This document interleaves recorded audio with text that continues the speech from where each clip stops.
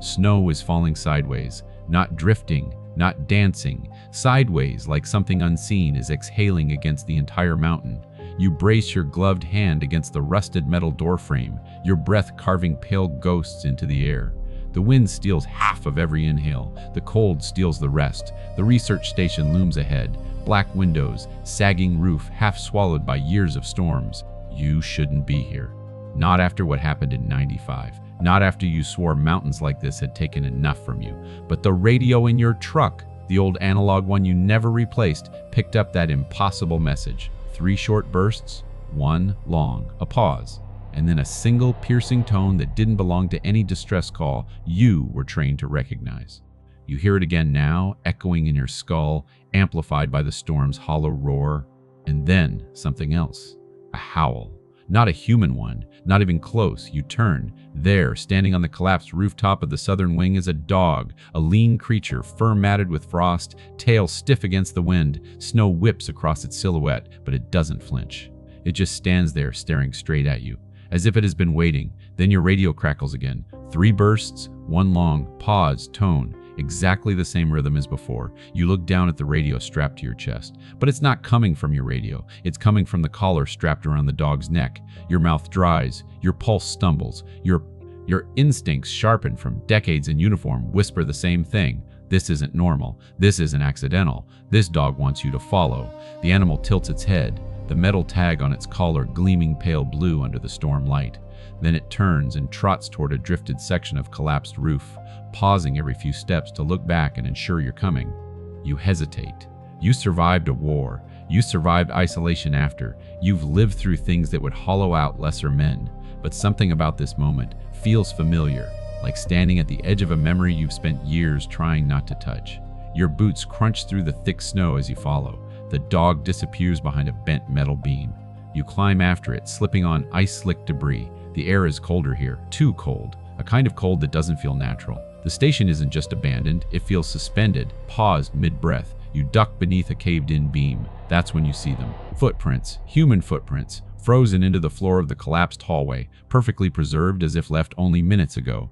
Except they're encased under a thin sheet of ice, shimmering beneath your flashlight. The stride is long, urgent. There's a second set beside them, smaller, lighter, almost hesitant, and trailing behind both, paw prints. The same pattern, the same spacing, the same size as the dog who led you here. But there's something horribly wrong with the prints. They're too crisp, too defined. Footprints don't freeze on top of decades-old ice unless they were made recently, very recently. You crouch, run a gloved finger along the icy ridge, still cold, still solid, but the layer is thin, maybe only hours old, maybe less. The howl echoes again, this time closer. Inside the station, you stand quickly, grip tightening around your flashlight as the storm outside muffles itself behind the collapsed walls. The dog slips through a narrow breach in the structure, a doorway of jagged metal and hanging wires. You follow. The interior swallows you whole. Darkness folds around you. The temperature drops so sharply your breath freezes along the inner rim of your scarf. Your boots thud softly. The dog's paws crunch ahead of you. Then, static. Your chest radio crackles. 3 short bursts. 1 long. Pause. Tone. You freeze. The signal isn't coming from the collar anymore. It's coming from deeper inside the station. A room you can't see yet. A place that feels wrong. Heavy. Like it hasn't been opened in years. The dog stops and looks over its shoulder, eyes catching the faint glow of your flashlight. You swear the animal's gaze holds something deliberate, something intelligent. You step forward. Another howl. This one cut short, almost strangled. Not the dog, something else. Your heartbeat kicks harder than it has in years. You move faster through the narrow corridor, brushing past peeling paint and rusted filing cabinets half swallowed by frost. You reach the intersection where the hallway splits. The radio tone repeats, louder now. It's coming from the left. The dog goes right. You stand there in the stale darkness as your instincts collide. Follow the signal or follow the dog? Outside, thunder rolls, an avalanche shifting somewhere higher on the slope. Inside, the silence between static pulses feels like a held breath. You examine the 2 paths. Left hallway, a cold draft seeps out, metallic, faintly electrical.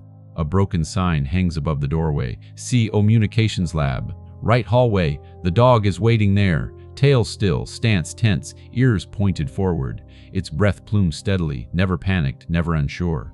It scratches the floor once, not randomly, with intent, as if telling you, Not that way. This way. Your breath fogs the air. Your gloves tremble, not from fear, but from the memory of another frozen hallway, another impossible signal, another life you failed to reach in time. A memory you thought you buried for good. You swallow hard. The radio crackles again. Both hallways answer the sound. Left, the roar of distorted static. Right, the soft growl of the waiting dog. You take a single step forward, and the ice beneath you groans. A warning, a threat, a reminder that whichever path you choose, you won't get another chance to go back. Your flashlight flickers. Something shifts in the darkness to your left. The dog tenses on the right. You breathe in once, slow, steady, deliberate. And then you move, not left, right. You step toward the dog. The choice feels small, just a turn of your shoulders, a shift of weight, but something inside you recognizes it as one of those pivot points your life sometimes hinges on. The kind you only see clearly in hindsight when it's already far too late to undo. The dog's ears twitch. It backs up a little, just enough to make space for you in the narrow corridor, then turns and trots deeper into the dark. Behind you, the left hallway exhales a low mechanical hum. The air tastes faintly scorched, like overheated wiring. The comms lab was always the heart of a place like this, you know that. In another life, in another operation, you would have gone there first. Follow the signal, find the source, secure the room. That's what you were trained to do. Instead, you follow astray. Your palm presses against the cold wall as you move. The metal is so frigid it burns through the glove, a sharp bite that keeps you here, in this moment, instead of drifting back to desert radios and scrambled coordinates that never led to the men calling you. The dog glances back once, checking. "I'm coming," you murmur, voice low, cracked from disuse and dry air. Your words vanish into the corridor, swallowed by acoustic panels that haven't heard conversation in years. The smell changes as you go, less metallic, more stale paper and dust, a hint of something, animal wet fur, old straw, faint ammonia. Your light sweeps over faded posters on the wall, edges curled, colors leached. Someone once tried to make this place welcoming. Someone once planned to stay. You reach a junction half blocked by a fallen support beam. The dog slips underneath with practiced ease. You kneel, testing the gap. The beam groans as you push, tiny ice crystals showering down in glittering arcs. You angle your shoulders, flatten yourself, and drag your body through the narrow space, the rough concrete scraping your coat. For a breathless moment, you're wedged there, halfway, unable to move forward or back. You taste iron in your mouth, a phantom tang of old adrenaline. The sensation drags an unwelcome memory up from where you buried it. A doorway, mud, not snow, smoke, not frost. A trapped man calling your name through a radio you couldn't reach in time. Your muscles lock. The dog whines on the other side. Small paws patter anxiously. You feel the vibration through the floor. You release a slow exhale and force your limbs to obey. Inch by inch, you push through, letting the beam scrape across your back. It grinds against your pack with a protesting screech, then finally lets you pass. You stand, roll your shoulders, and pretend that you're not shaking. The dog is nose to nose with you now, eyes wide, breath puffing little clouds. There's frost gathered along its whiskers and in the fur around its muzzle, but its gaze is bright, present, sharp in a way that feels almost human. "All right," you whisper. "Okay, lead on. You don't say the other part out loud. Don't let me walk into another failure." The corridor widens ahead, opening into a larger room. Your light catches the edge of a sign half torn from its mount. Commons, Furs, She, N, Environmental Lab, E, Aced, Wing. You step inside. It's a mess. Tables overturned, cabinets open, their contents spilled and scattered, papers frozen mid-drift in a thin skin of ice, glassware fused into the floor. A coffee mug lies cracked in two near the doorway, a ring of brown permanently stained into the tile as if the liquid froze in an instant and never had the decency to melt. The dog moves with careful familiarity, weaving around debris, not even glancing at most of it. It heads straight toward the far corner of the room where a row of metal lockers stands against the wall, doors ajar. As you approach, your beam lands on something tacked to the locker nearest the middle, a photograph. The paper is stiff with age, corners curling, but the image is still clear enough. A handful of people in cold weather gear huddled together in front of this very station, their faces flushed from the wind, grins wide, eyes squinting in bright mountain light. Behind them, the same lopsided roof you just climbed. One detail hooks you by the spine. At the front of the group, half crouched, arms wrapped loosely around a shaggy dog, is an animal wearing a collar. The same build, the same dark patch over the left eye, the same curious tilt of the head. Your light trembles. The beam dances across the image, then down to the floor where the real dog stands now, paw resting gently against the bottom of that same locker, waiting. You look between the two. The photograph is dated. A black marker scrawl along the bottom. Winter 78, first, full, crew. 20 years, you swallow. Not possible, you breathe. The dog's tag catches the light again.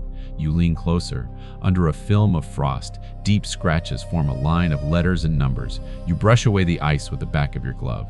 Ergo, unit, K9, Echo 113. Your stomach drops. Echo 113. You know that code. Same designation as the distress frequency your unit monitored during the worst winter of your service. A secure channel that very few stations shared. A channel that carried one particular call sign you never managed to reach. Your own. Static buzzes against your chest. You jerk back, looking down at your radio as it crackles to life. 3 short bursts. 1 long. Pause. Tone. But this time, after the tone, a voice cuts through. Jew, you read? Repeat. Do you read? Repeat. Do you read? Echo 13, respond. Your skin goes cold in a way the air can't explain, because the voice isn't some stranger from a mountain station. It's not a scientist or a technician. It's you, not the you standing here surrounded by ice and ghosts. A younger version, sharper, rougher around the edges, the voice from a day that has haunted the back of your skull for decades.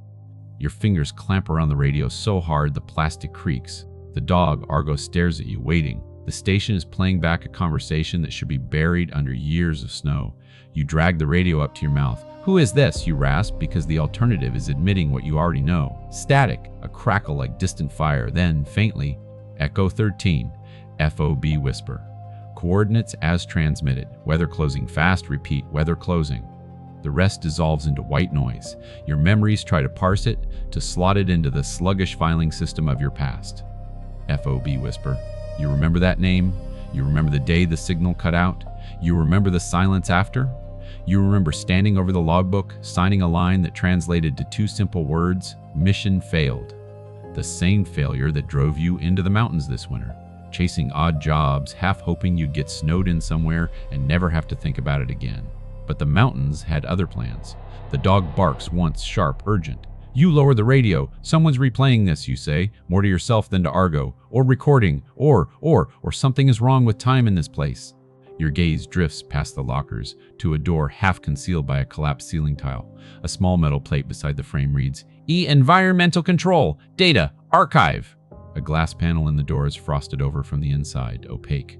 The dog moves there now, nails ticking on the tile. It stands by the door, looking between the panel and you. Waiting! Insistent, you step nearer. Under the frost, faint-colored lights pulse, red, green, amber, not steady, not dead, blinking. Someone or something still has power in this tomb of snow. You rest your hand against the door. The metal is colder than the walls, as if whatever's inside is hoarding the last warmth this building remembers. Your glove sticks slightly when you try to pull it away. It's been 2 decades, you murmur. Nothing should still be running. A new sound joins the low hum of half-frozen machinery, a distant, muffled rumble that vibrates through your boots. You know that sound. Snow shifting. A lot of it. You turn back toward the way you came. The corridor is darker. The ambient light from the broken exterior panels has dimmed to almost nothing. Then the floor gives a small, sickening lurch. A dull boom rolls through the structure. The dog flinches, pressing low against the ground, ears flattened. Your body moves before your mind fully registers the danger. You stagger back into the corridor, shine your light toward the beam you crawled under. The gap you squeezed through minutes ago is gone. The beam has collapsed entirely, buried under fresh chunks of ceiling and a thick packed slide of snow forced in through a crack somewhere above. The route back to the entrance is now a solid white wall shot through with bent metal.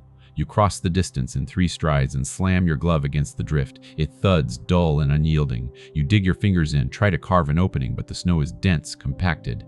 Not powder, not something you can claw through in minutes. A drop of melted water trickles down your wrist and slides under your coat sleeve, icy as it snakes along your skin. You know the math. Distance to the exterior door, thickness of the drift, your age, your lungs, the temperature. You could spend hours trying to dig out. You don't have hours.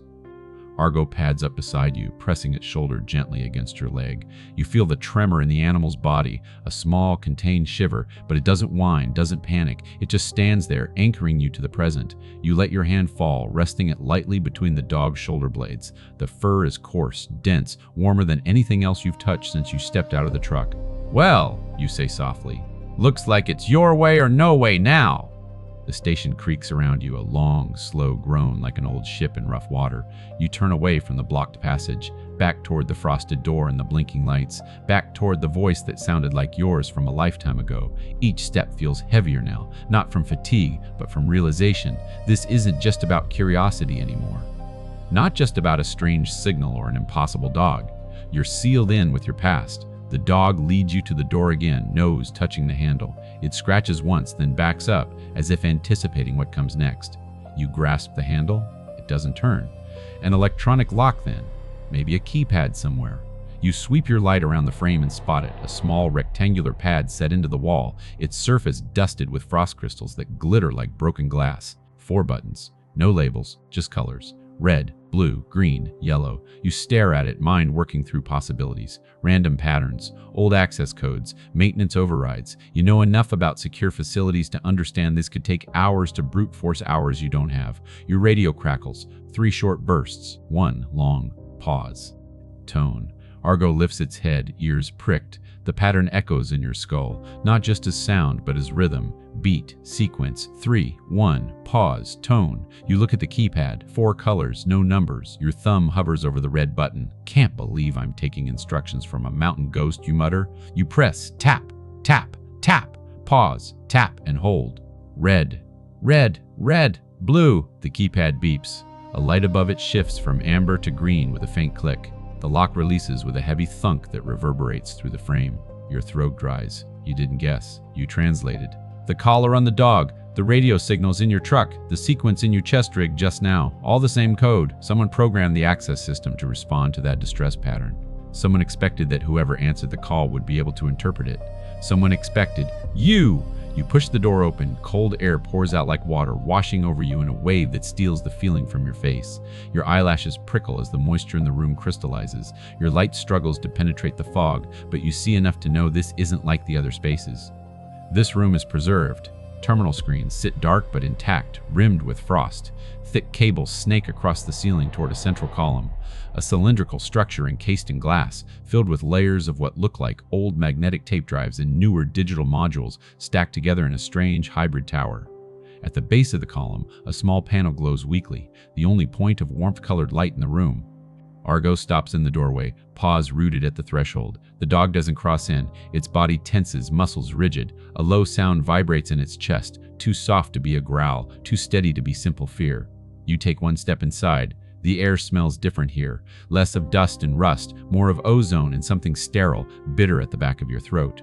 Like a hospital corridor at midnight. As you move closer to the central column, the panel brightens, reacting to your presence. Numbers flicker across its surface, then stabilize. A date, a time, deck, ZEC 17, 1998, 06002. You glance at your watch. Same date, same time. The tower is synchronized with the outside world, with your now. Above the numbers, a single line blinks in pale green letters.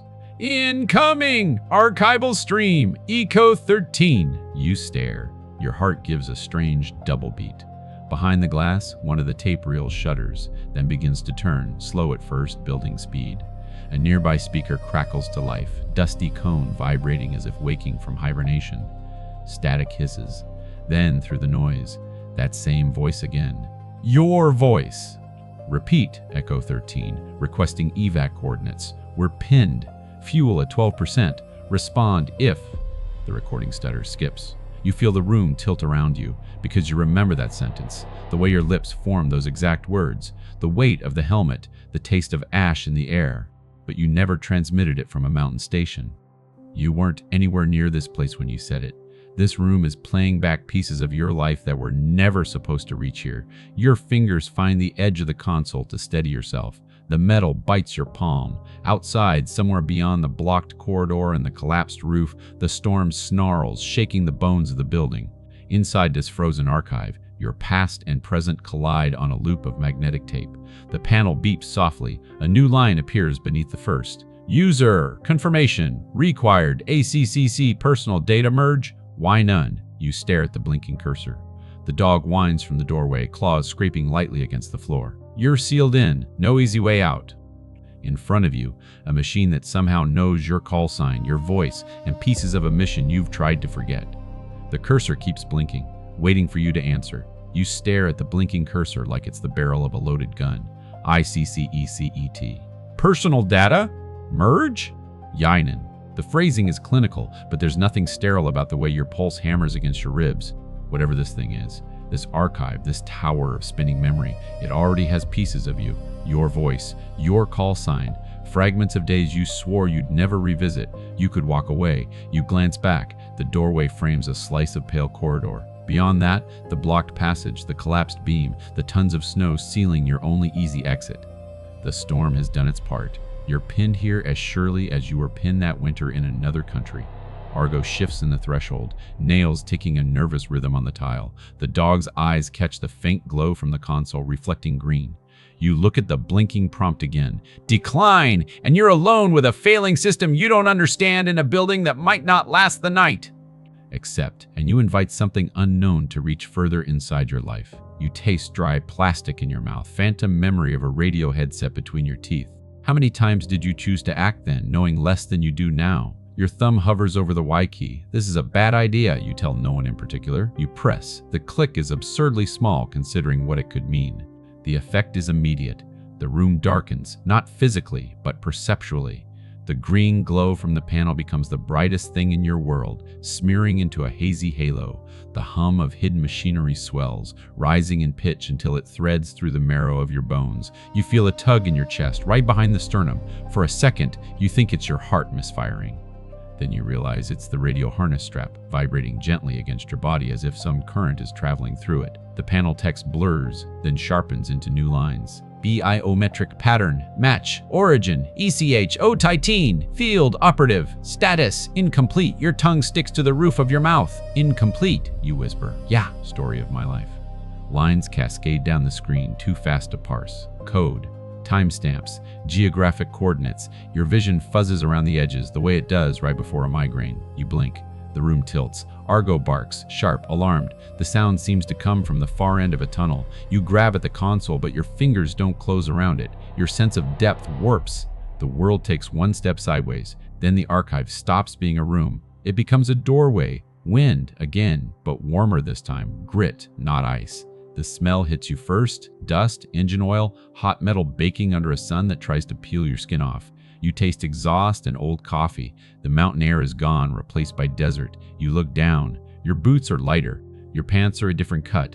Your hands are unlined, knuckles without their current scars. In your right palm lies a radio handset, cord coiled like a patient snake back into the open panel of an armored truck. Echo 13, you copy? A voice crackles, distant but urgent. We're reading fuel at 12. Repeat 12%. We don't have margin for a detour. Your own voice answers, but your lips don't move. Copy whisper. Rerouting coordinates now. Hold tight. Weather front rolling in from north. You've got maybe 15 minutes before. Static tears the words apart. Your perspective lurches forward, backward, sideways like a camera on a failing mount. Moments stitch out of order. Bright sky. Men hauling crates. A map spread across a dusty hood. You catch glimpses of your own hands pointing at a line of jagged ink that marks a mountain range. Too high, someone says. We go through the pass or we don't make it at all. You don't understand, you hear yourself snap. That route is a coffin. If the front shifts, another jump. Now you're inside the truck, metal rattling under your boots as the engine groans. The windshield is a dirty rectangle of approaching gray. Not clear blue anymore. A wall of cloud, low and heavy, swallowing the peaks ahead. Your gut twists. You remember this. You feel the first prickle of dread along your spine, not from the vision, but from recognition. Echo 13, we've got icing on the rotors. Different voice now. Air unit. If we push any further into that mess, we're not coming back out. There should be more. You know there was more.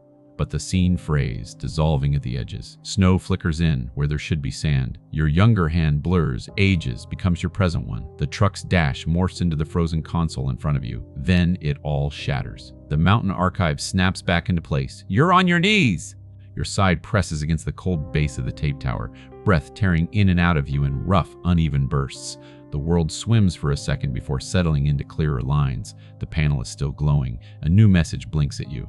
Data merge, partial, local memory, corrupted remote memory, required, you swallow against the dryness in your mouth. There's a faint metallic taste behind your teeth. Remote, you say hoarsely. What remote? A soft sound draws your attention to the doorway. Argo stands just inside now, body low, ears angled forward.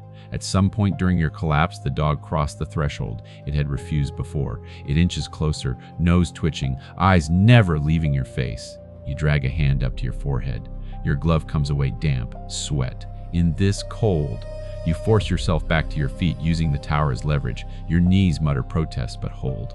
Okay, you murmur. Okay, this thing has pieces, not all. It wants the rest, from somewhere else. The word remote hangs in your mind like a signpost with no arrow.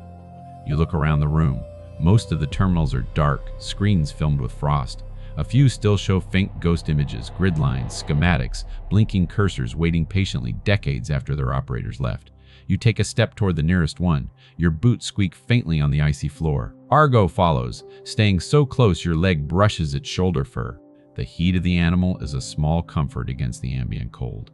Stay with me, you say quietly. You're not sure if you mean don't wander off or don't let me drift too far into the past. Maybe both.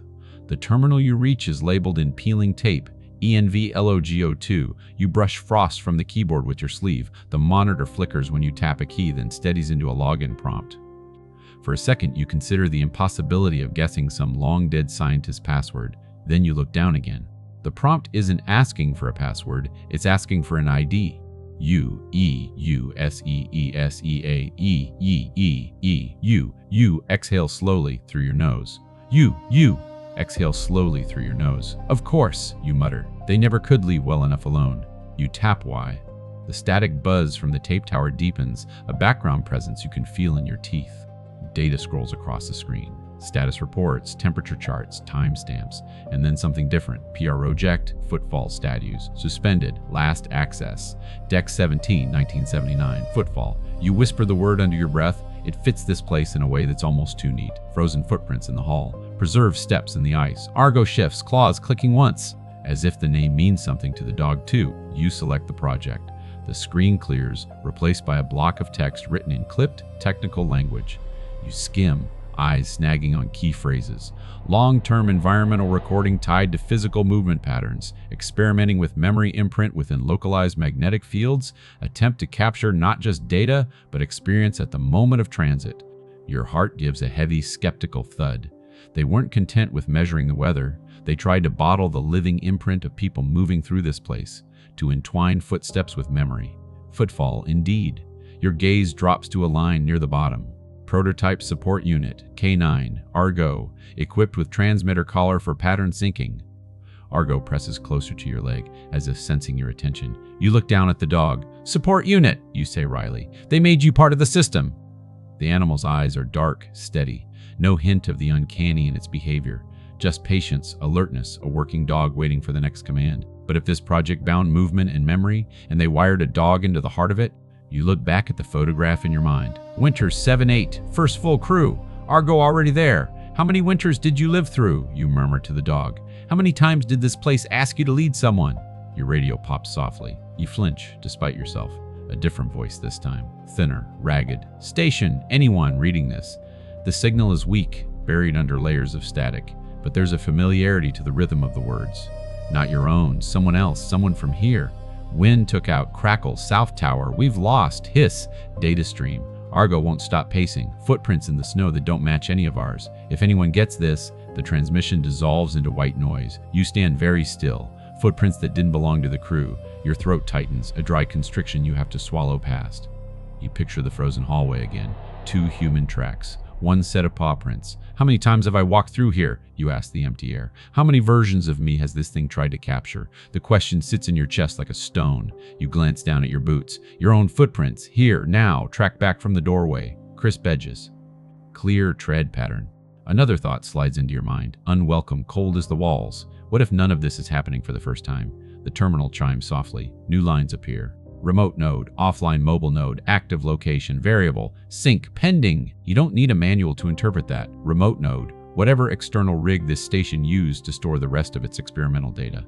Gone, destroyed. Offline, mobile node, something still moving, still alive, still carrying part of the project's memory net around. The dog bumps your hand with its nose. You look down at the collar again. The transmitter? Mobile node, of course, sync pending, you repeat under your breath. That's why you led me here. Argo lifts one paw, placing it lightly against your thigh.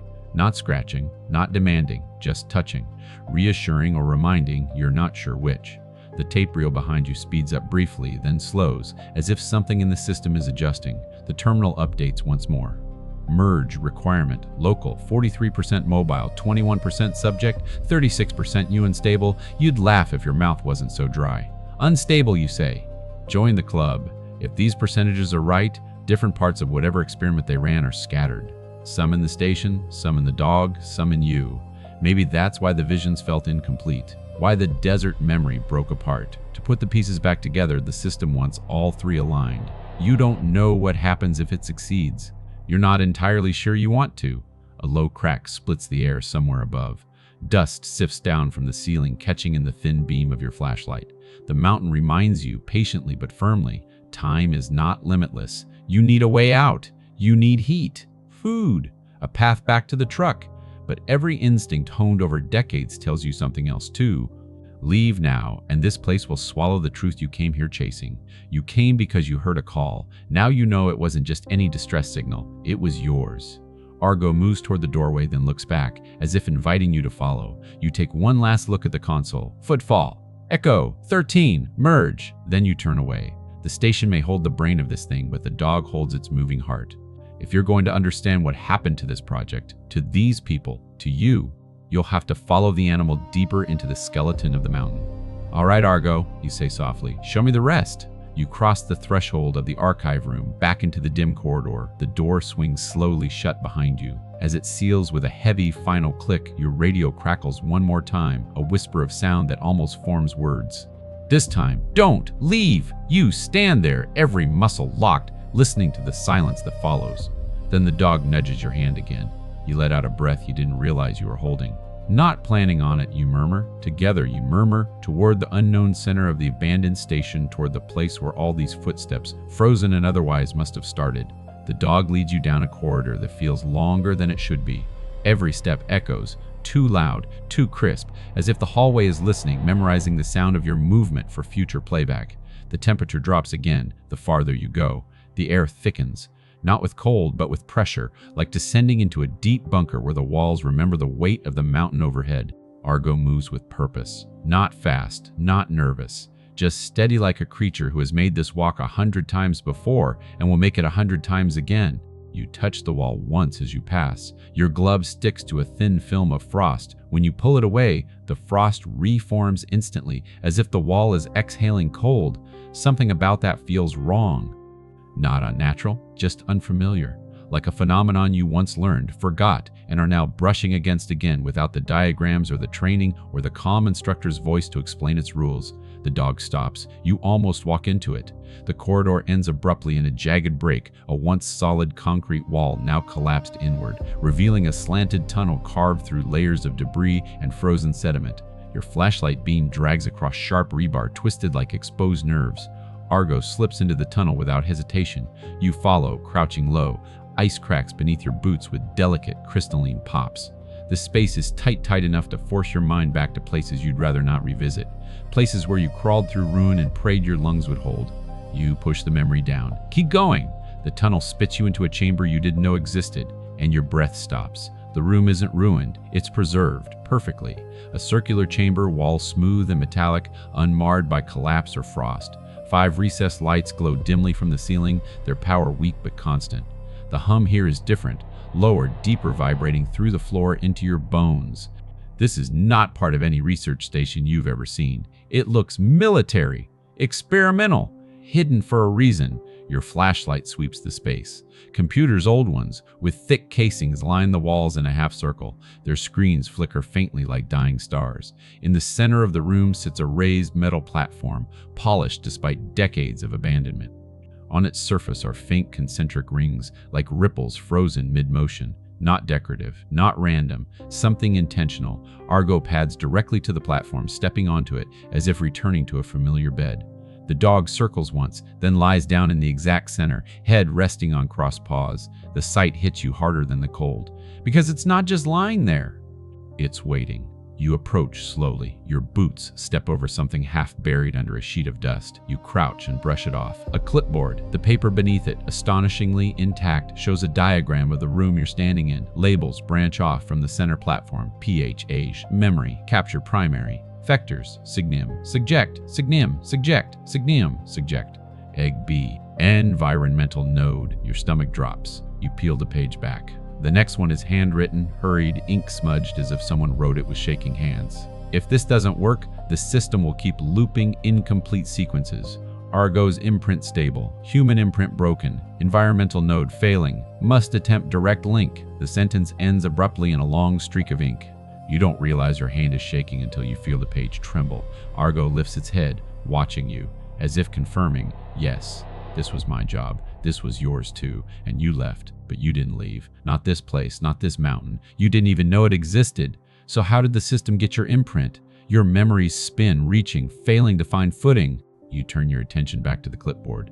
Another note, clean handwriting this time, controlled, precise. Operator note, the subject experienced temporal fragmentation during extraction. Recommend halting all further tests until the external variables can be stabilized. But the director refuses. If you're reading this, if you made it down here, turn back. This facility shouldn't have been built. This project shouldn't have been attempted. Memory is not meant to be captured this way. It echoes, it distorts, it repeats wrong. A chill deeper than winter slides through you. Not from the warning, from the word echoes. Echo. 113. Was your call sign chosen because of this project, or did they anchor the project to you because your call sign already matched the theme? You don't get long to ponder. A soft whir begins beneath the platform. Argo stands instantly, fur bristling, not with fear but readiness. The ringed surface beneath the dog glows faintly. Pale blue light spreads outward, tracing the concentric patterns like water radiating from a dropped stone. The metal vibrates subtly underfoot. The computer screens around the room flicker to life and sync. New text appears. Memory, sync, mobile node, detected subject, vitals, active initiating. Phase reconstruction, your heartbeat slams once hard. No, you bark, stepping toward the platform, but the light pulses in response, brightening. Argo holds your gaze, steady, unblinking, trusting, and then the floor drops. Not physically, experientially, a rush of air that isn't air, a roar that isn't sound. A pressure behind your eyes, pulling your thoughts outward like thread from fabric. The room dissolves into light. You're running. Not here, not now, back in the snow. But not today's snow. Older, fresher, untouched by decades. Your breath fogs in front of you, crisp and white, but the cold doesn't bite. It sharpens you. Your legs are younger, your lungs stronger. You hear shouting behind you, voices you recognize, voices you lost. Move! Baseline is collapsing. You pivot, rifle raised. Avalanche, attack? No. A low rumble beneath the ground. You're back at some early phase of this mountain station, before it collapsed, before it froze over, before it died. Argo runs beside you without frost on its muzzle, without age in its stride. A younger version. Vibrant, fast, alive in a way the present-day dog only hints at. Around you, researchers sprint between consoles, shouting orders, clutching binders, knocking over equipment. Someone slams a button on the wall and alarms howl overhead. A door opens on your left. The director's voice, cold, furious. They are not synced. Bringing him in now will fracture the... You slam the door shut behind you. Gunfire? Explosion? Screams? No, it's none of those. It's something stranger. A tearing sound like fabric ripping across the sky. The lights strobe. The air thickens. Your vision swims again. This time, you feel hands grabbing your shoulders. Someone shouting, "Your mind isn't stable enough! You can't keep doing this!" Another voice answers. Your voice. You feel your throat form the words even though you're not controlling it. We don't have a choice. If the dog holds, the system holds. If I break, reset it. Reset? Reset you? The world jumps, flashes, fragments, moments without sequence. Argo barking at a sealed door. You strapped into a chair with wires on your temples. A scientist crying quietly. Snow leaking through a crack in the wall. A calendar on the wall reading 1979. A second calendar reading 1998. A third one reading nothing at all. Then, a final flash. Your own face reflected in a cracked visor. You look older, your current age, staring into a console camera. And you hear your own voice whisper, "If someone finds this, don't let the station finish what it started." The vision snaps. You're back in the chamber, on your knees, palms splayed against the freezing floor. Your head feels full of static. Your heart hammers like it's trying to break out. Argo stands in front of you, nudging your shoulder once gently. The rings on the platform fade back to dull metal. The computers go dark again, but not before displaying one final message, flickering weakly. Memory reconstruction, phase 1. Complete potential identity. Discrepancy detected. Please proceed to origin chamber. You lift your head. Origin chamber. Your voice sounds scraped raw. Argo turns toward a darkened archway on the far side of the chamber, a place you didn't notice before, a place that wasn't lit until now. A cold draft blows from that direction, carrying a faint smell. Not ice, not dust, something older, something buried. The dog looks back at you once, then steps through the archway, and you understand. This chamber wasn't the heart of the station. It was only the memory of the heart. The real truth waits deeper inside. The origin, the beginning, the place where your footsteps first diverged or were taken from you. You stand. Your legs tremble but hold. "All right," you whisper, breath fogging. "Show me what happened to us." You follow the dog into the dark. The corridor beyond the archway feels different the moment you step into it. Not colder, not darker, just quieter. A kind of quiet that feels deliberate, engineered, like someone built these walls to swallow sound before it could bounce back. Your footsteps land softly, almost muffled, even though the floor is the same concrete and frost you've been walking on. Argo pads ahead of you, tail low, body alert.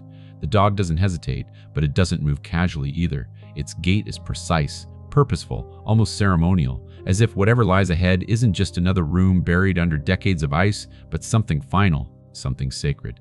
The corridor slopes downward, at first gently, then more steeply. Your boots scrape against patches of black ice hidden under a dusting of snow. The air grows heavier, thicker, almost humid beneath the cold, like the breath of something sleeping far below the mountain. Your shoulders tense automatically. If this were a cave, you'd suspect geothermal pockets. But this isn't natural, not even close. You reach the bottom of the slope. Your flashlight cuts across a metal door, smooth, seamless, built into the mountain like a security vault. No rust, no frost, no decay. The sight halts you mid-step, because if this station has been dead for decades, why is this door still pristine? Argo sits directly in front of it, waiting. You draw closer. The hum behind the door vibrates through your gloves, a steady pulse like a heartbeat slowed to an almost meditative rhythm. There's no handle, no keypad, no lock, just a small indentation shaped like a hand. Your hand, same size, same width, same scar patterns along the outer palm line. Your breath snags in your chest. Not a gasp, not fear, just a sudden, involuntary stutter of air. This wasn't designed for a user. It was designed for you. Your pulse picks up, thudding like distant shell fire in your ears. You lift your glove, hover your palm over the panel. "Last chance to turn back," you mutter. Argo's gaze doesn't waver. Of course not. You place your hand on the panel. A jolt, not painful, just a recognition current runs from the pad into your skin, like the static shock of touching a doorknob after rubbing wool, only deeper. It threads through your wrist, up your arm, across your chest, settling behind your sternum where the earlier visions left a residual ache. The door inhales, not literally, but the sound it makes is almost like a breath metal expanding inward in a deep, resonant sigh. Then it splits open down the center. A thin blade of white-blue light spills out. You shield your eyes, blinking rapidly. The door parts entirely, retreating into hidden recesses. And you see the origin chamber. It looks nothing like the station above. The station is human angles, bolts, panels, wires. The origin chamber is something else. A sphere carved from the mountain itself, walls smoothed into a continuous curve that arcs upward into a domed ceiling. The surface isn't concrete or metal. It looks like stone polished to a mirror sheen, but gleams faintly like ice beneath moonlight. At the center floats a structure, literally floats, suspended several inches above the floor. A three-part apparatus shaped like a tripod fused with a tuning fork. Each prong glows faintly with internal light, pulsing slow and steady. Beneath it, the floor is carved with intricate grooves that spiral outward like a labyrinth designed to guide water or thought.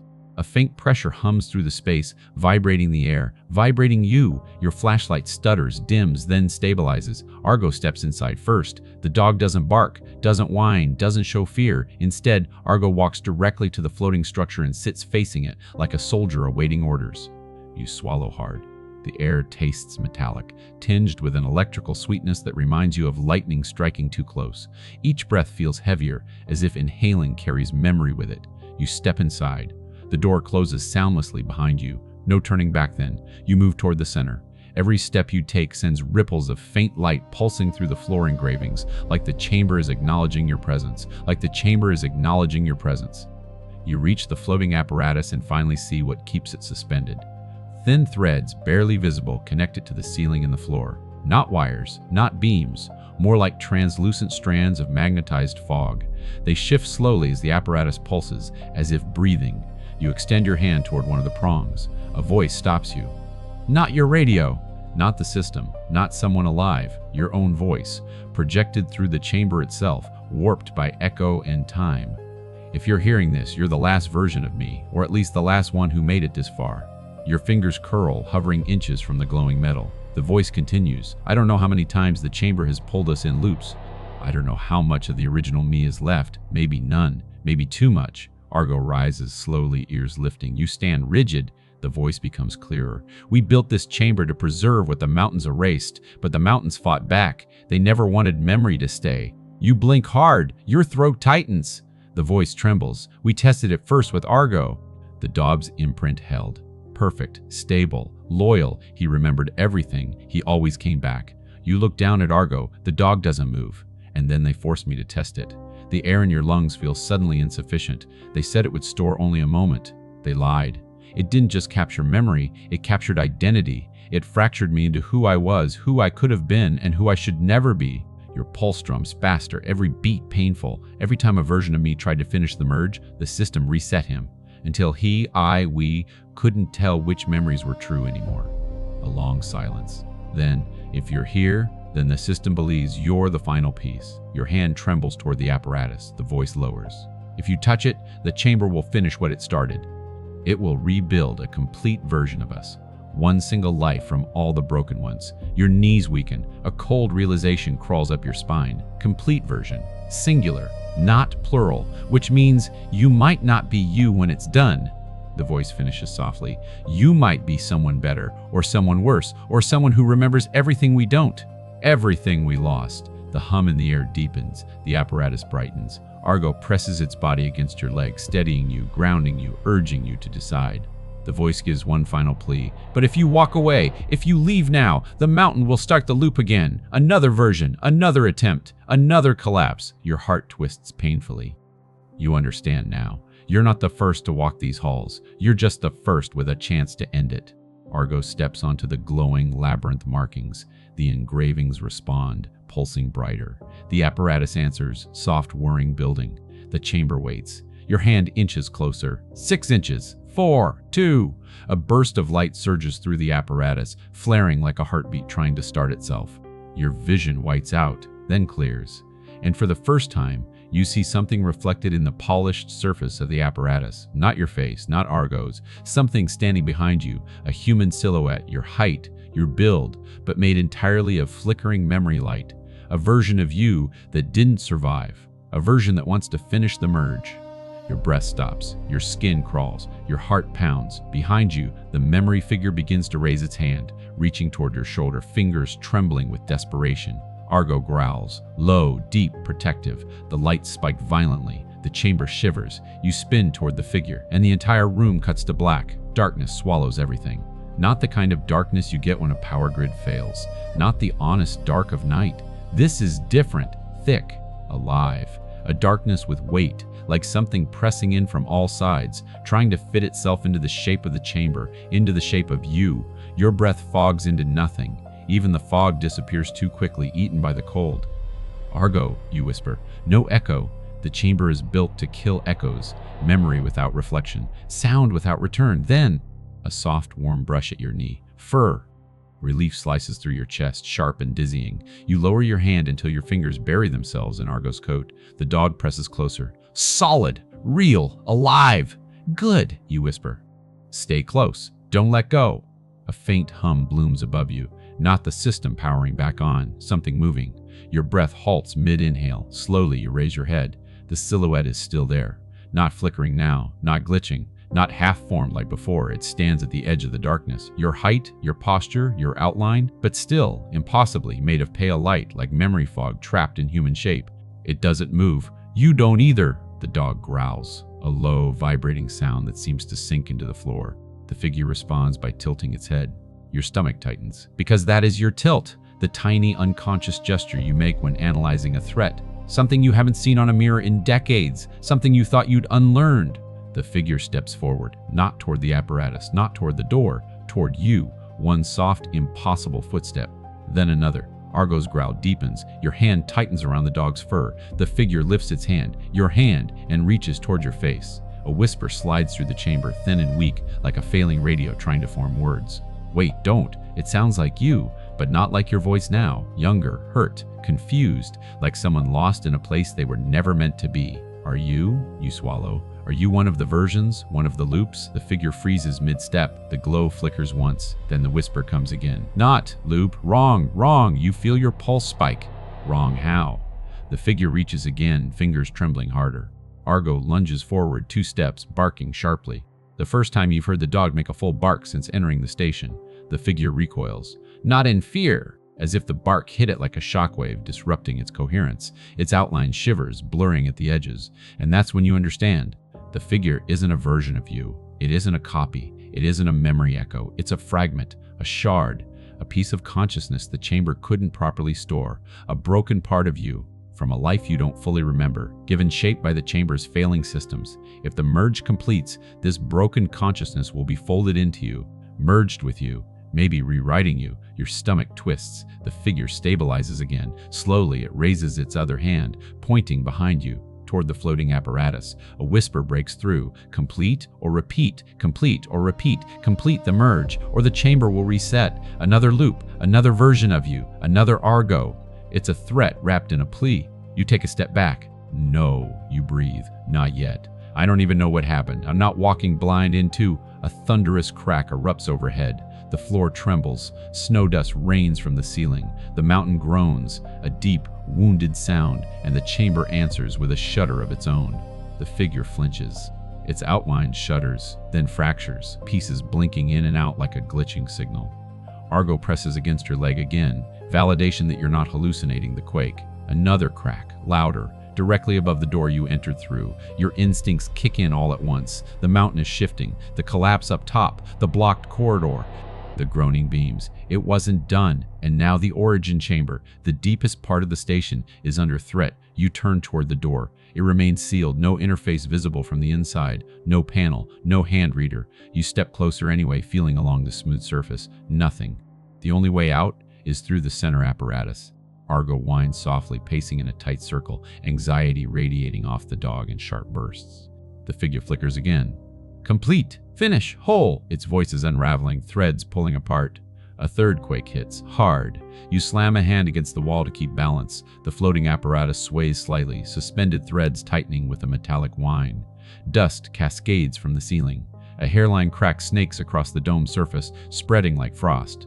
You have minutes, maybe less, before the origin chamber becomes an icy tomb. You force air into your lungs. Think. You don't trust the merge, not without understanding what it will take from you, or what it will put back. But if the mountain collapses before you do anything, the loop resets. Someone else, another you, gets dragged into this place years from now, or worse.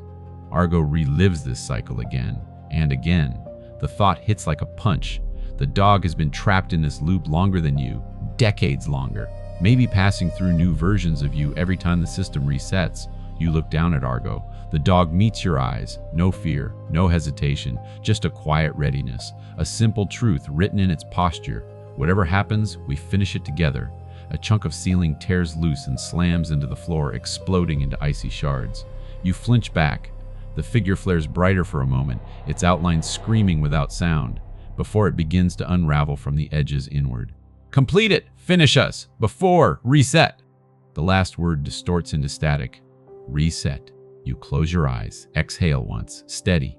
Then, all right, but on my terms. You reach down and rest a steady hand on Argo's neck. The dog leans into the touch solid, anchoring. You take 3 steps toward the floating apparatus. The chamber reacts, light flaring upward along the carved labyrinth in a spiral of electric blue. Your pulse slams against your throat. Your pulse slams against your throat! Another quake rattles the chamber, stone cracks in branching lines. No more time! You place your hand on the apparatus. A sound like a deep inhale rises from the chamber's depths, not mechanical, not natural, something between memory and breath. Argo steps onto the platform beside you. The figure, what's left of it, reaches out one final time, its arm dissolving into shimmering particles. Be whole. End. It. And then it collapses into a falling spiral of light that sprays upward, straight into the apparatus. The machine ignites. Light floods your vision, cold, searing, total, and the chamber vanishes, and so does the floor, and so does the dog. And then there's nothing at all. There is nothing at all. There is no falling, there is no ground. There is only motion without direction, like drifting through the split second between lightning and thunder. A suspension, a held breath, a place that does not exist except in the instant before something chooses to become real. Cold surrounds you, but not the cold of air. A deeper cold, the cold of memory before it takes shape. Your voice tries to form a sound, but nothing leaves your mouth. Your body feels distant, like you're wearing yourself loosely, like your limbs are suggestions instead of certainties. Then, a flicker, pressure, weight, texture. You feel something warm jammed against your side. Fur. You exhale sharply, a sensation snaps back into you like a rubber band snapping against skin. Argo! Your voice echoes strangely here, stretched thin like you're speaking underwater. You reach out blindly. Your hand sinks into a thick ruff of fur. The dog presses close, warm, solid, familiar. The only real thing in a world made of dissolving outlines. Good boy, you breathe. You're here, you're with me. A pulse rips through the void. Bright, white, electric, like a heartbeat without a body. The world shudders. Then it forms. Snow! But not real snow! Snow made of memory? Grainy at the edges, crystalline in the center. Falling in perfect repetition, each flake identical to the one before. You blink. You're standing on a mountain slope. Your mountain slope. But wrong, blurred. A composite of different winters stitched together. The sky flickers between night and day. The sun jumps positions in the span of heartbeats. Shadows reset every few seconds, snapping back to starting positions like glitching video frames. Argo stands ankle deep in the shimmering snow, scanning the horizon with ears rigid and alert. Then the world distorts. Voices slam into you from every direction. We can't hold the baseline. Reset it now. The subject's vitals are dropping. Dog still stable, human imprint degrading.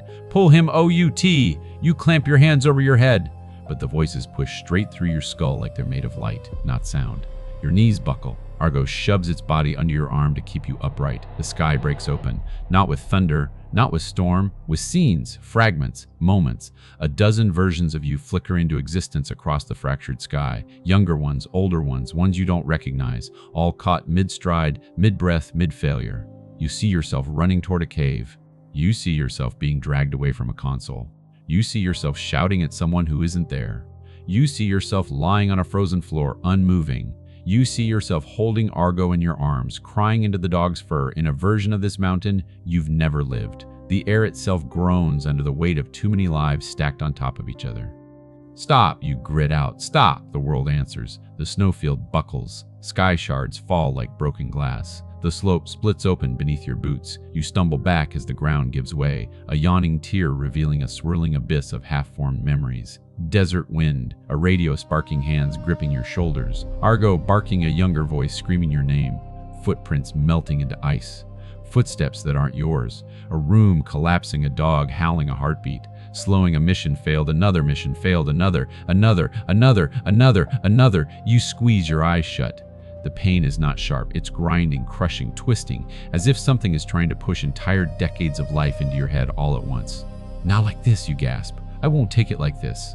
The world flickers, hangs, waits. You open your eyes. Argo stands in front of you, not panicked, not glitching, perfectly stable in the chaos. Because Argo has always been stable. The logs said it, the experiments proved it. The dog remembered everything, held everything, carried everything. Argo was the constant, the fixed point. You kneel, grasping the dog's face in your hands, forehead pressed to warm fur. Show me, you whisper.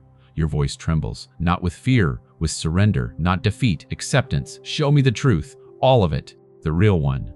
Argo licks the corner of your mouth once, soft, grounding. Then the dog steps forward into the tear and the snow. Not falling, descending, controlled, your stomach knots. But you follow, you trust, you drop into the tear and land on solid ground. Dust, not snow, scorching heat, the sting of sand in your eyes, the distant hiss of artillery in the wind. You know this place, you know this moment. Your heart spikes painfully. No, you whisper, not here, not again. But it is here, the day everything went wrong. The day your unit's evac failed. The day the storm swallowed the sky and radio signals vanished into white noise. You stand outside the armored vehicle you last saw years ago, its metal still warm from sun and engine. Men move around you. You're men.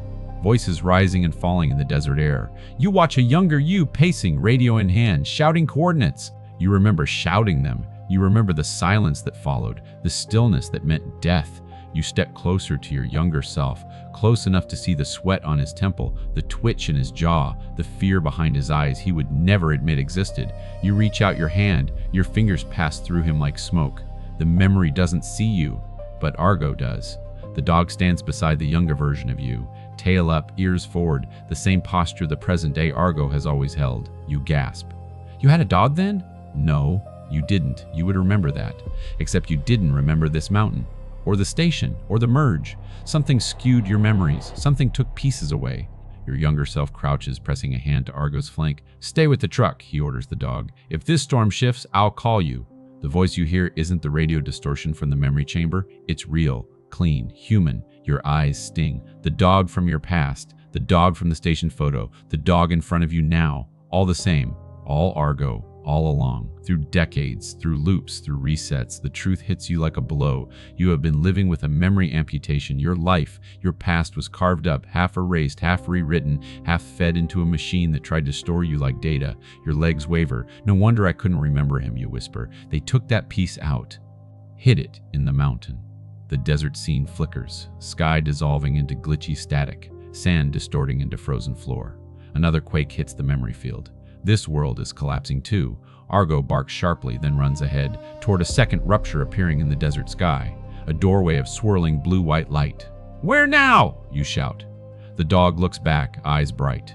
You step into the light and find yourself on the mountain again, but a different day, a different year. Snowfall gentle, not violent, sky dim but calm. Your boots freshen the powder. You hear yourself laughing softly, genuine, warm. You see a younger you, post-discharge, not yet broken, kneeling in the snow, calling Argo by name. The dog barrels into you, knocking you backward into a drift.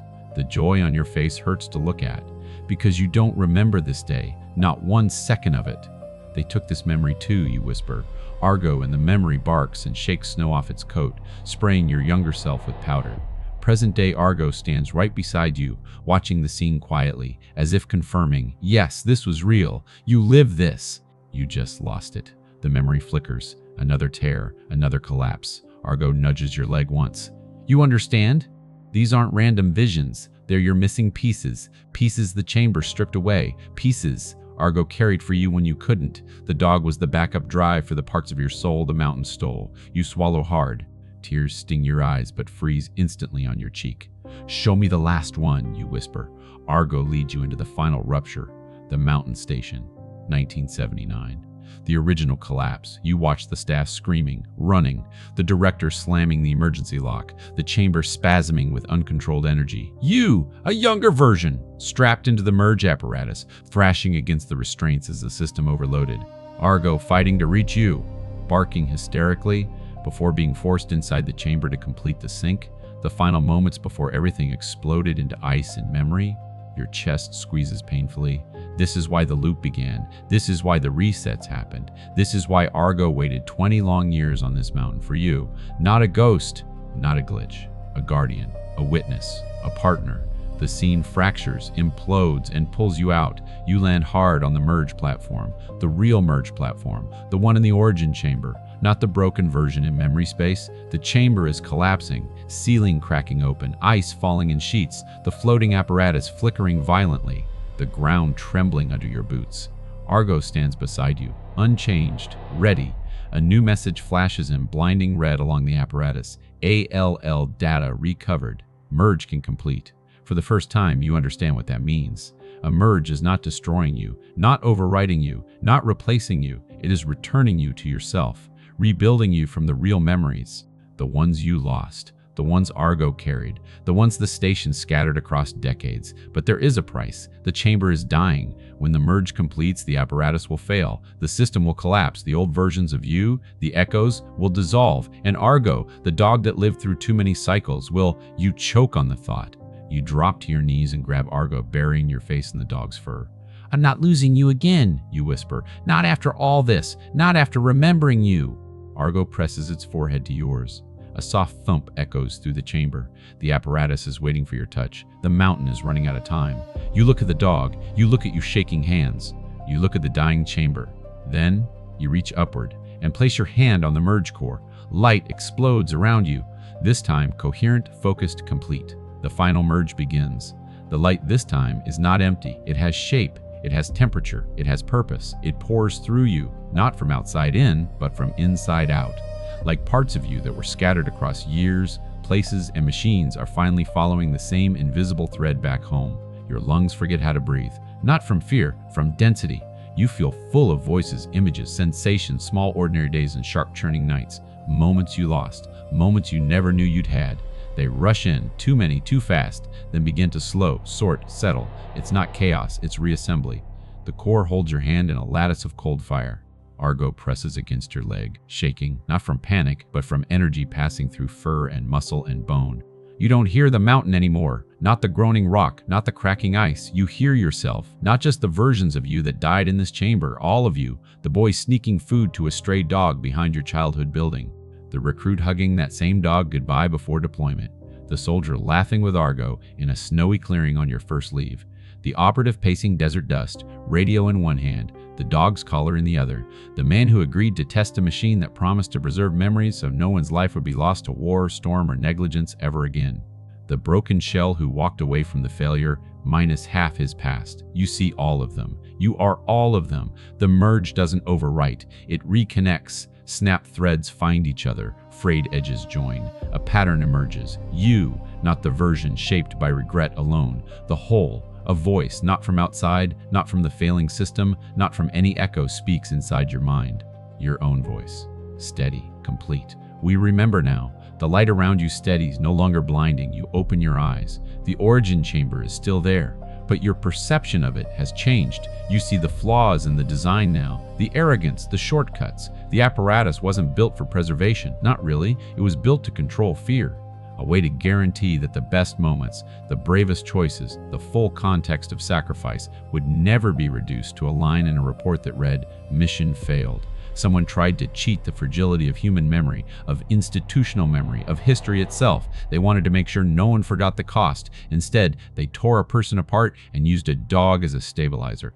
You, an Argo. Another tremor shakes the chamber, but now you feel it clearly. Through your feet, through the walls, through some subtle echo in the apparatus itself. The place is dying. You can read its structural strain like a pulse chart. Time's almost out. You look down at Argo. The dog is panting lightly, eyes bright, fur bristling with residual static. Sparks of faint blue light dance along the collar's metal edges, then fade. You know, with a certainty that didn't exist before, what the merge did. It pulled your stolen memories out of two sources, the station's archive and Argo. The dog shudders once, then stills. You drop to one knee, hands sliding along its sides, searching reflexively for injury.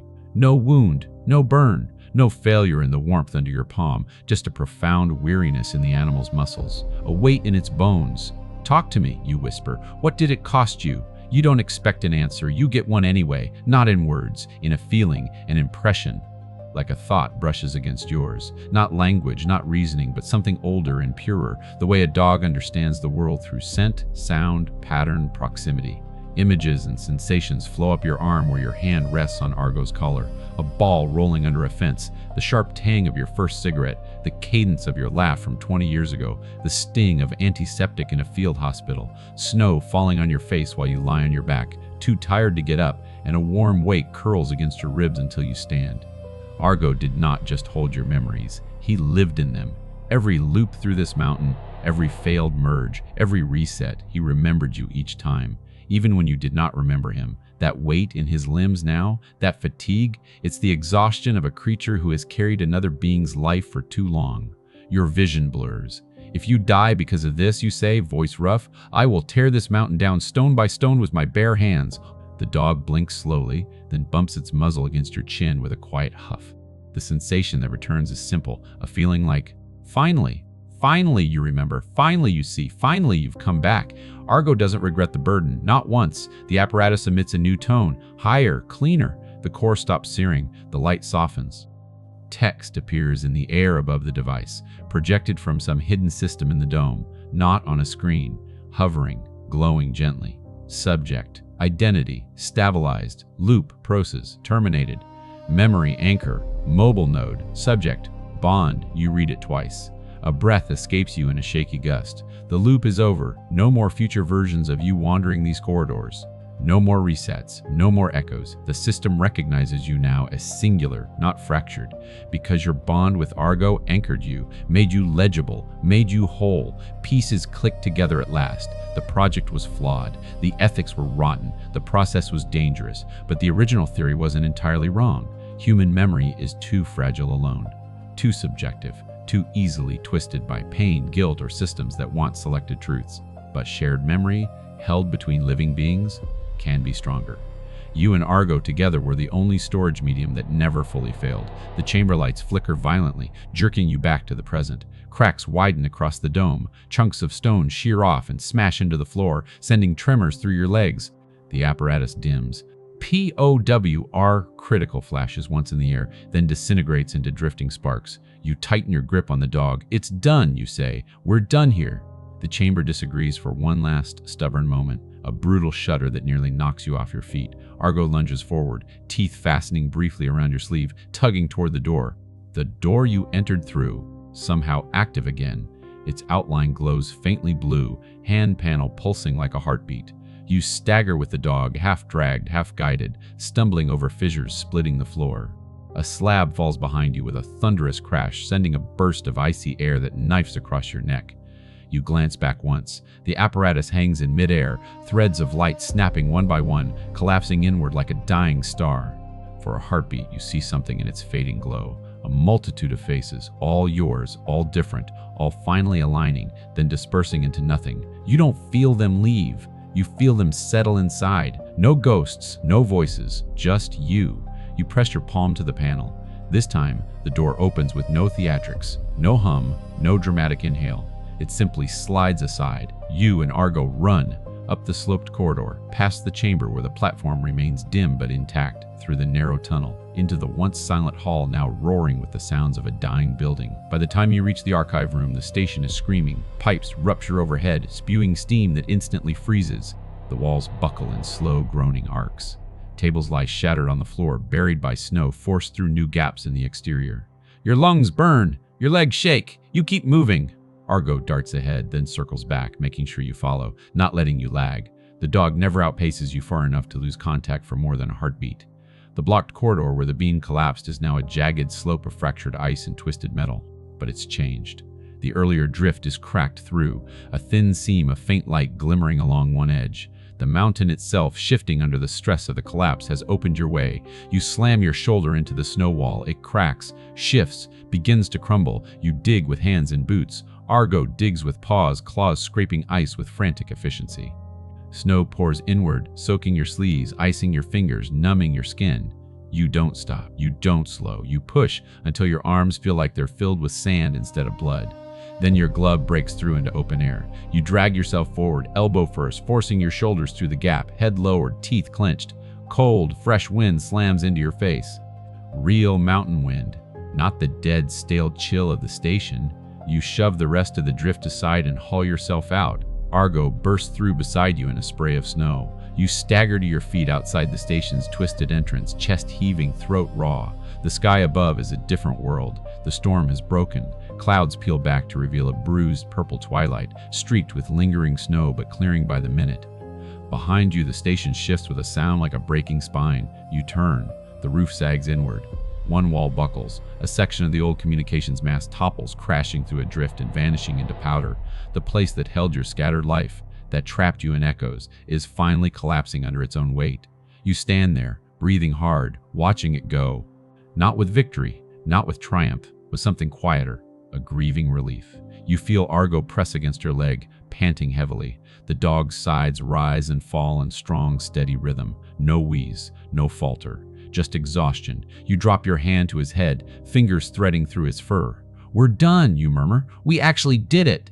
The station gives one final shuddering groan and settles into a broken silhouette against the fading sky. For the first time since you drove up this mountain, the radio on your chest is quiet. No phantom distress calls, no loops, no younger versions of yourself begging for someone to answer. Just clean, empty static, and beneath it, the steady sound of your own breathing and Argo's. You left the chamber. You ended the loop. You remembered the life they tried to carve you out of. And you did not lose the dog who kept it safe for you. Snow whispers across the mountain in soft, thin sheets. For the first time since you stepped onto this slope, the sound doesn't feel threatening. The wind carries no buried voices. The air hums with nothing but its own quiet cold. You stand just beyond the collapsed entrance of the research station. What's left of it, your breath slowing as the adrenaline drains from your bloodstream. The ache in your limbs blooms fully now, a deep, pulsing soreness that reminds you that you are alive, entirely alive. Argo sits pressed to your left side, his flank warm against your leg. His breaths are still fast, but steady, strong, present. You kneel beside him and check his paws, sliding your fingers gently over the pads. Ice, but no cuts, no burns, no fractures. The dog endured the merge better than you did. You lean your forehead against his. You held every piece of me, you whisper, voice rough but sure. And you brought me back. The dog nudges your chin once, soft and deliberate. A gesture that says, you came back on your own. I only guarded the way. You stay like that for a moment longer, forehead against his, the cold air flowing around the two of you like a tide that can no longer drown. Then Argo shifts back, gives one sharp bark, and trots toward the ridge. Not frantic, not anxious, inviting. All right, you sigh. You lead. I follow. Your legs protest as you stand. Every joint aches. Every muscle hums with the shock of surviving what you weren't meant to survive. But you feel strangely light. Not physically, not emotionally either. Integrated. Your mind doesn't feel crowded the way you feared. All the versions, the echoes, the splintered shards of you, they didn't become noise. They became context. A story incomplete until now. The climb up the ridge is slow. The snow is deep. Your muscles stiff. Argo stops every few yards to wait for you, his breath forming thick puffs in the air. At the crest, you turn back once. The station lies half buried already, the mountain ready to finish swallowing it. Whatever experiment began there is done. Whatever harm it did to you, Argo, or anyone else, it can't do again. The mountain closes its wounds quietly. You follow the ridge downward. The sky gradually shifts from bruised twilight to a thin, watery blue. Dawn. You made it through the night, through decades, really. Halfway down the slope, the wind shifts, blowing cold against your face, but not unfriendly, just real. Argo stops at a flat outcropping and sits, tail curled neatly around his paws. You settle beside him. From here, you can see your truck far below, a small dark shape half buried in white. Out here, it feels impossibly distant from the nightmare above, like a symbol of a simpler world you forgot you could return to. You rest your palm against the frozen rock. The cold is sharp, but it doesn't hurt, not like before. Your radio crackles on your chest, not the broken loop, not the distorted cry, a simple, clean static. You unclip it and lift it to your lips, not even sure why. Old habits. Or maybe a part of you wants to test whether the world below still exists. You press the transmit button. This is Echo 13, you say quietly. Alive, recovered, heading down from the North Ridge. No response needed. Your voice sounds strange to your own ears, older, deeper, more tired than the one in the memory loops. But it's yours, truly yours. You release the button. Argo rests his head on your knee. You run a hand down the dog's back, the fur warm under your palm. A memory rises, an old one from the childhood version of you, lying on a summer sidewalk, cheek pressed against the warm coat of a stray dog who refused to leave your side. That dog saved your life once, then Argo saved it again now. Two dogs, one bond. Carried across a lifetime. Let's get off this mountain, you murmur. You and Argo rise together. The descent is slow and careful. The ice glitters under the early morning light, a deceptive sheen over dangerous footing. You plant each step deliberately. Argo trots ahead, finding the safest path instinctively, glancing back often to ensure you're keeping up. Halfway down, your legs finally stop trembling. By the time your boots crunch onto the packed snow near the truck, dawn has fully broken. A soft gold paints the ridges. The truck looks like a ghost of itself, frost coating the windows in delicate fractal veins. You pull open the door with effort. It groans but yields. Argo jumps into the passenger seat, turning in a circle before settling down with a soft grunt. You slide behind the wheel, breath fogging the cracked windshield. The keys sit in the ignition exactly where you left them. You twist. The engine coughs, shakes, catches. Warm air sputters from the vents. You let out a breath you didn't know you were holding. The world feels grounded again. You look over at Argo. The dog stares out the window, not at the road, not at the sky, but at the mountain you just escaped. not longing, not fear, just acknowledgement. We remember. You pull the truck into gear and guide it down the winding road. For the first time in years, your mind is silent, not empty, peaceful. You don't run from the past anymore. You don't drown in it. You carry it, and so does Argo. At a bend in the road, the mountain disappears behind a curtain of trees. You whisper, to the dog or to the air or to yourself, "Let's go home." Argo lifts his head, rests it on your thigh, and closes his eyes. A simple gesture, a simple trust. A bond that survives science, ice, time, and everything in between. You place your free hand on his head. Home isn't a place. It's this moment, this warm weight against your leg, this breath rising and falling beside yours. You drive into the morning. You don't rush the drive. Some roads aren't meant to be taken fast, especially roads you're meeting again for the first time. Roads that once felt like escape now feel like a path back into your own life. The snow thins as you descend, dissolving into patches. The trees thicken. The air warms. Your breath no longer fogs the windshield. Argo shifts in the passenger seat now and then. Not restless, just adjusting, burying deeper into the old jacket you left there months ago. His chin rests along the armrest, watching the mountains fade behind you. You glance over. For the first time since the merge, there's no blue static clinging to his fur. No shimmer in his collar, no tension in his muscles. Just a dog, your dog, whole, alive, tired, and warm. You roll the window down an inch. Wind slips in. Clean, pine-scented, real. It carries no echoes, no memory ghosts, just the world. You inhale deeply, feeling your ribs expand without pain, without hesitation.